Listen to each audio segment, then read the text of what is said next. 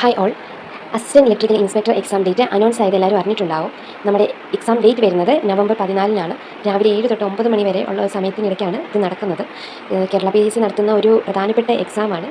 Electrical ഫീൽഡിലോട്ട് ആഗ്രഹമുള്ള എല്ലാവരും തന്നെ അപ്ലൈ ചെയ്തിട്ടുള്ള ഒരു എക്സാമാണ്. അപ്പോൾ ജസ്റ്റ് ഇതിൻ്റെ സിലബസ് ഒന്ന് പറഞ്ഞു പോകാം. ഫസ്റ്റ് സെക്ഷൻ വരുന്നത് ഇലക്ട്രിക്കൽ സർക്യൂട്ട് ആണ്. നമ്മുടെ ഒരു ഇലക്ട്രിക്കൽ സബ്ജക്റ്റിൻ്റെ അടിസ്ഥാനം തന്നെ ഈ ഒരു വിഷയമാണ്. ഇതിൽ മെയിനായിട്ട് വരുന്നത് Kirchhoff laws, maximum power transfer theorem, star delta transformations, energy stored in induction or capacitors, analysis of coupled circuits, അങ്ങനെയുള്ള ടോപ്പിക്സാണ്. അപ്പോൾ ഇതിനെപ്പറ്റി ഡീറ്റെയിൽഡ് ആയിട്ട് നമ്മൾ ഓരോ വീഡിയോസിൽ കാണുന്നതാണ്. ലാസ്റ്റ് മിനിറ്റാണ് പ്രിപ്പറേഷൻ. എന്നാലും ജസ്റ്റ് ലാസ്റ്റ് മിനിറ്റിലുള്ള കുറച്ച് മൾട്ടിപ്പിൾ ക്വസ്റ്റ്യൻസ് നമുക്കൊന്ന് റെഫർ ചെയ്തിട്ട് പോകാം. അസിസ്റ്റൻറ്റ് ഇലക്ട്രിക്കൽ എക്സാം ആയതുകൊണ്ട് തന്നെ കൂടുതലും പ്രോബ്ലം ബേസ്ഡ് ക്വസ്റ്റ്യൻസ് ആയിരിക്കും വരുന്നത്. പിന്നെ എങ്ങനെ വേണമെങ്കിലും ക്വസ്റ്റ്യൻ ഇടാം. സംടൈംസ് ബേസിക് ലെവലിലായിരിക്കും, ചിലപ്പോൾ വളരെ ഹൈ ലെവലായിരിക്കും. ഇതിനകത്ത് നമ്മൾ ഏറ്റവും അടിസ്ഥാനപരമായി കിർച്ചോഫ് ലോ എന്താണെന്ന് ആദ്യം പഠിക്കുക.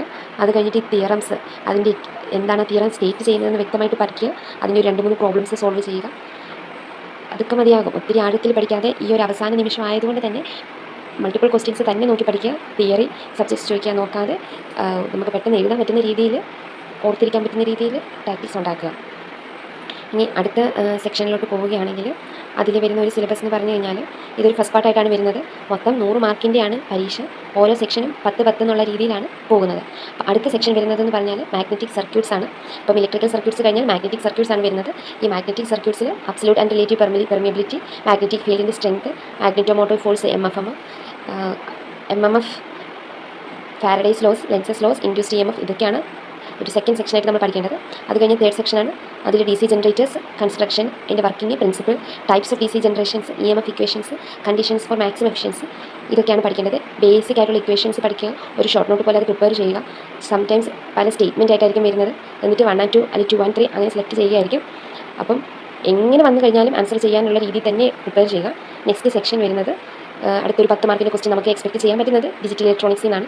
ഡിജിറ്റൽ ഇലക്ട്രോണിക്സിൽ തന്നെ അതിൻ്റെ ബേസിക്സ് ആയിട്ടുള്ള number systems and codes, binary, octal, hex, Gray code, ASCII, പിന്നെ combination circuits, adders, multiplexers, flip flops, registers, counters, analogue to digital conversion, digital to analogue conversions, microprocessor architecture, instruction set, ഇതൊക്കെയാണ് വരുന്നത്. Next section 5ാമത്തെ ഒരു സെക്ഷനിലോട്ട് പോവുകയാണെങ്കിൽ അടുത്തൊരു 10 mark നമുക്ക് score ചെയ്യാൻ പറ്റുന്നതെന്ന് പറഞ്ഞാൽ പവർ സിസ്റ്റംസ്, അതിൽ transmission line parameters, RLC, insulators, corona എഫക്റ്റിൻ്റെ എന്താണെങ്കിലും ഒരു ക്വസ്റ്റ്യൻ നമുക്ക് പ്രതീക്ഷിക്കാം.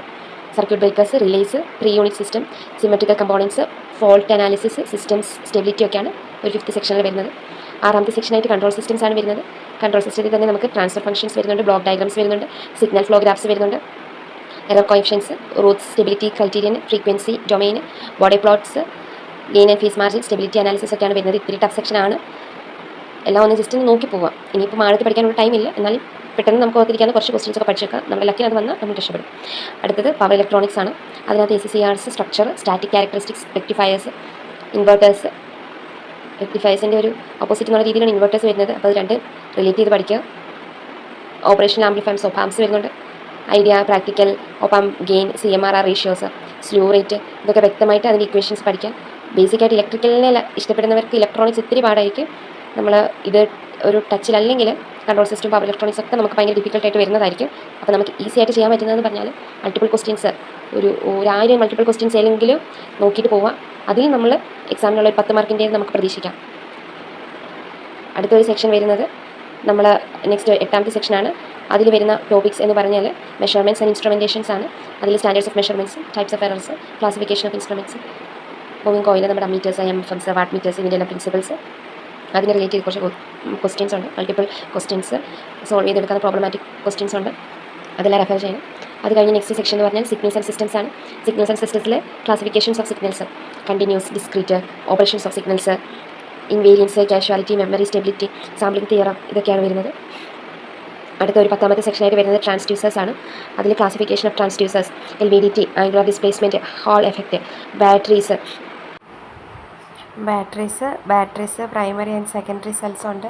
അതിൻ്റെ ratings, grouping, wiring, domestic or industrial, earthing types and rules, ഇലുമിനേഷന്, electrical lamps, types and laws of illuminations ഒക്കെയാണ് വരുന്നത്. എല്ലാ സെക്ഷനിലും മാക്സിമം ക്വസ്റ്റ്യൻസ് കവർ ചെയ്യുക. എക്സാം നന്നായിട്ട് എഴുതുക. വേക്കൻസികൾ മൈൻഡിൽ വെക്കേണ്ട. നമ്മളുടെ എഫേർട്ട് അനുസരിച്ച് നന്നായിട്ട് എക്സാം എഴുതാൻ നോക്കുക. എല്ലാവർക്കും ഓൾ ദി ബെസ്റ്റ്.